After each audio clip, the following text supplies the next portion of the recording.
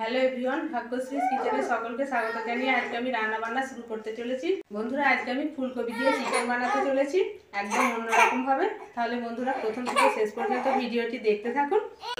এই কি হচ্ছে, দেখো দেখো দেখো। আজকে আমি প্রথমের দিকটা একটু স্টার্ট করে দিচ্ছি।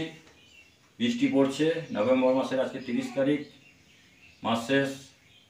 তো আমাদের যেখানে রান্না হয় কাঠের উনুনে, সেখানে আজকে একটু বৃষ্টি হওয়ার জন্য সমস্যা হয়েছে। তার জন্যে আমরা আজকে আমাদের কিচেন রুমেতেই করছি।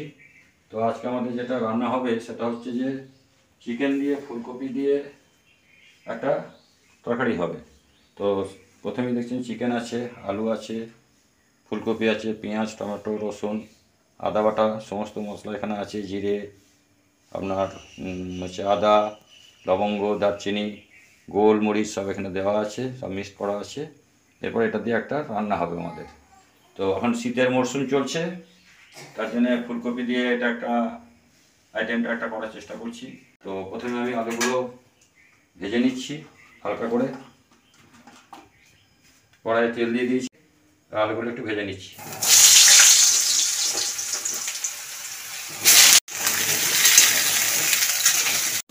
সামান্য একটু লবণ দিয়ে দিচ্ছি, লবণটা এর মধ্যে ঢুকে যাবে আলুর মধ্যে।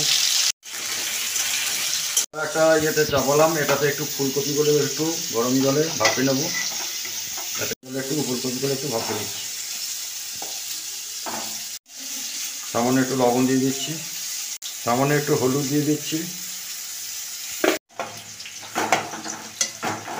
আলুগুলো আমি তুলে নিচ্ছি।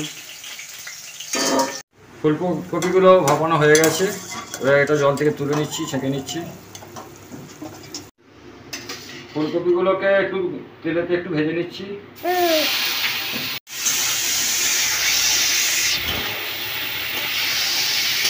কপিগুলো আমার হালকা ভাজা হয়ে গেছে, এগুলো তুলে নিচ্ছি। এগুলো আমি তেল দিলাম, এবার পেঁয়াজ রসুনটাকে ভেজে নেব।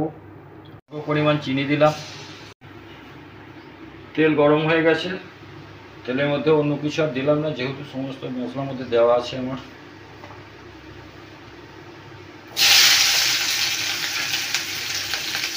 পেঁয়াজগুলো একটু লাল লাল করে ভেজে নেব। একটু লবণ দিলাম পেঁয়াজে। পেঁয়াজগুলো হাফ ভাজা হয়েছে, এর মধ্যে এবার রসুন থেঁতোটা আছে এটা সেটা দিয়ে দিচ্ছি। রসুনটাকে এর সঙ্গে ভালো করে পেঁয়াজটার সঙ্গে ভেজে নেব।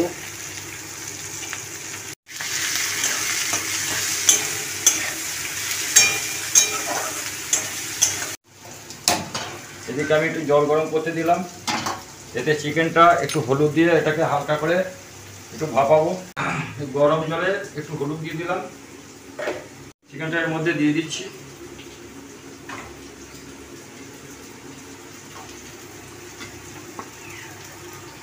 পেঁয়াজটা মোটামুটি ভাজা হয়ে গেছে, এর মধ্যে এবার আমি টমেটো কুচিগুলো দিয়ে দিচ্ছি।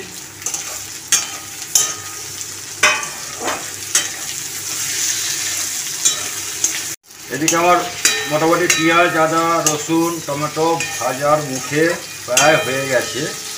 এর মধ্যে আমি এবার যে আমার মশলাটা করে আছে এই মশলাটা এর মধ্যে দিয়ে দিচ্ছি।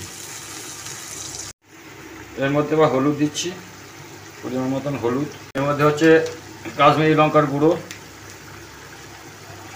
মশলাটাকে একটু কষে নেব।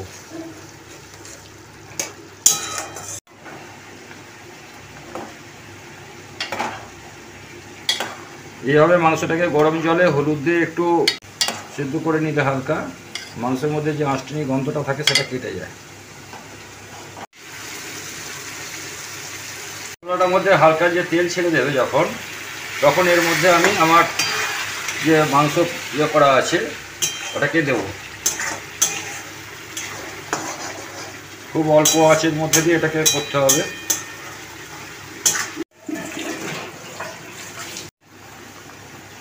এদিকে আমার মাংসটা মোটামুটি হলুদ গরম জলেতে হয়ে গেছে, এবার এটাকে মাংসটাকে আমি ছেঁকে তুলে নেব।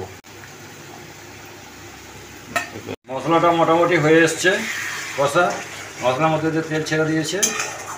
এরপরে এর মধ্যে আমি চিকেনটা দেব।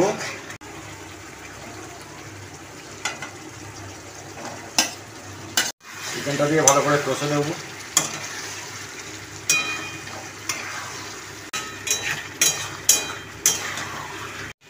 মিনিট 10 এইভাবে কষে নেব। কষে নেওয়ার পর এর মধ্যে আলু ফুলকপি দিয়ে দেবো। একটু সামান্য লবণ দিয়ে দিচ্ছি যাতে মাংসের মধ্যে লবণটা ঢুকে যায়। নাড়াচাড়া করে দিই। মাংসটা আমার 10 মিনিট কষা হয়ে গেছে। এবার এর মধ্যে আলু দেব।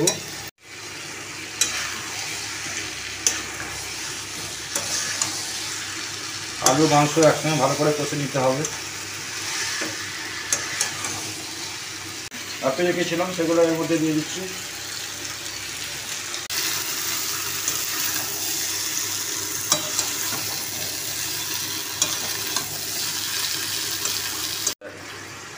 এদিকে আমার গরম জল করা আছে। গরম জলটি এর মধ্যে অল্প পরিমাণে দিচ্ছি এখন।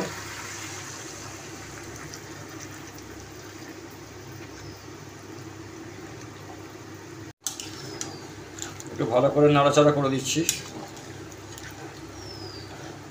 এটা কি বলবো, চিকেন কারি মশলা। আচ্ছা, এর মধ্যে চিকেন কারি মশলা দিয়ে দিলাম। নাড়াচাড়া করে দিই। বন্ধুগণ, এবার এটাকে আমি ঢাকা দিয়ে দিচ্ছি। মিনিট 15-20 এভাবে হতে থাকবে আস্তে আস্তে, অল্প আঁচেতে।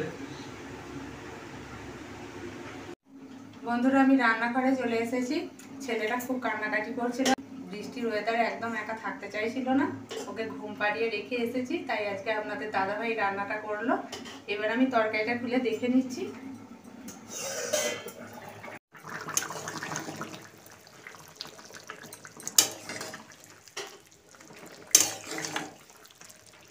ফুলকপি দিয়ে চিকেনটা একদম রেডি হয়ে গেছে। এবার আমি নামিয়ে নিচ্ছি।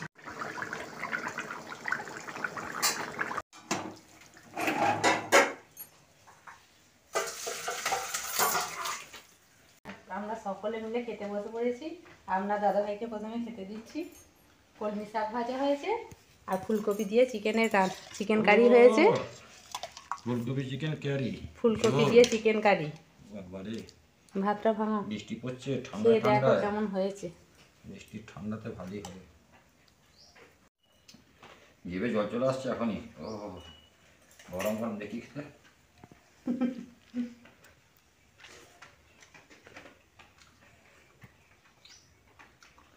খুব সুন্দর হয়েছে, খেতে ভালো লাগছে। তোমরা খাও, খেয়ে বলবে কেমন হয়েছে। তুমি খেয়ে বলো কেমন হয়েছে। আমি তো বলছি ভালো হয়েছে। ভালো মানে কি, সুপার সুপার। বন্ধুরা, আপনাদের দাদাভাই যেভাবে রান্নাটা করলো, খুব সহজভাবে বানিয়ে দেখালো। এইভাবে আপনারাও বাড়িতে বানিয়ে খাবেন। আর ভিডিওটি যদি ভালো লেগে থাকে অবশ্যই লাইক, কমেন্ট, শেয়ার করে দেবেন। আর আমার এই ছোট্ট চ্যানেলটিকে সাবস্ক্রাইব করে আমার পাশে থাকবেন। টাটা বন্ধুরা।